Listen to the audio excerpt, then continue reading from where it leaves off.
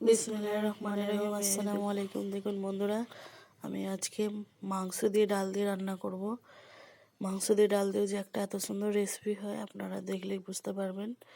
চর্বিদার মাংস নিয়ে নিয়েছি, গরম মশলা দিয়ে দিলাম, তেজপাতা, লবঙ্গ, এলাচ, দারচিনি দিয়ে এক এক করে মশলা দিয়ে দিলাম। আদা রসুন বাটা, লঙ্কা গুঁড়ো, হলুদ গুঁড়ো, ধনের গুঁড়ো, জিরের গুঁড়ো দিয়ে তেল দিয়ে পরিমাণ মতো হাতে মেখে নিতে হবে। এটা অনেকক্ষণ ধরে মেখে নিতে হবে, নিয়ে তারপরে ডাল দিয়ে ভালো করে মাখতে হবে। এই মাখাটার কাছে হাতের গোড়া আসল টেস্ট আসবে। দিয়ে পরিমাণ মতো পানি দিয়ে প্রেসার কুকারে মুড়ে দিয়ে সিটি মারতে বসিয়ে দেবো। নামানোর পরে এই পর্যায়ে দেখে নিতে হবে একবার সিটি বন্ধ করে। মাংস শক্ত আছে, ডালের কালার এরকম দ্বারা। এখানে আমি নুন দিইনি, তো এখন আমি নুন দিয়ে দেবো বসে। মাংস শক্ত, পানি দিয়ে দেবো আরও কিছু, আর নুন দিয়ে বসিয়ে দেবো। পরিমাণ মতো আরও পানি দেবো, দিয়ে বসে রাখবো আস্তে করে। দিয়ে হয়ে যাবে খুব সুন্দর রান্না। কালারটা কত সুন্দর চেঞ্জ হয়ে যাবে দেখুন আস্তে আস্তে হবার পরে।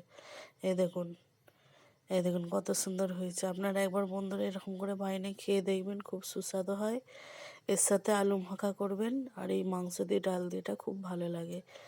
এটা চিকেন দিয়েও করা যায়, মটন দিয়েও করা যায়, আমি বিফ দিয়ে করেছি।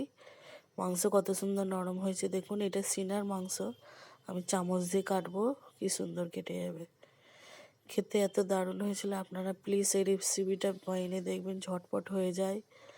যারা ব্যাচেলার ছেলে আছেন, কাজের মাধ্যমে থাকেন, প্রেশানে থাকেন, মাংস আছে রাঁধতে হবে তাড়াতাড়ি, ঝটপট এটা করে ফেলতে পারেন।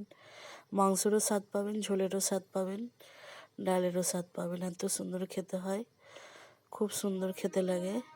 করে খেয়ে দেখবেন, এটা খুব সুন্দর হয়। তো বন্ধুরা, ভিডিওটা যদি ভালো লাগে আপনারা ইউটিউবে যদি দেখেন লাইক করবেন, সাবস্ক্রাইব করবেন, আর আমার চ্যানেলটাকে সাবস্ক্রাইব করবেন। আপনাদের বন্ধুদের মাঝে, ফ্যামিলির মাঝে শেয়ার করবেন। আর যদি ফেসবুক থেকে দেখেন তাহলে ফলো দেবেন আর সবাইকে শেয়ার করবেন।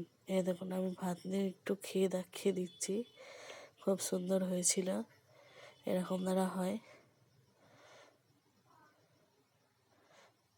এখানে মাংসটা কত নরম হয়েছে, আমি হাত দিতে পারছি না, খুব গরম। মাংসটা একদম সফট হয়ে যায়, মাংসের কোনো বাজে গন্ধ কিচ্ছু থাকবে না। ভালো করে হাতে করে মাখতে হবে, মাখাটাই হচ্ছে আসল। আমি ফাস্ট করে দিয়েছিলাম ভিডিওটা, ওই জন্য বোঝা যাচ্ছে না।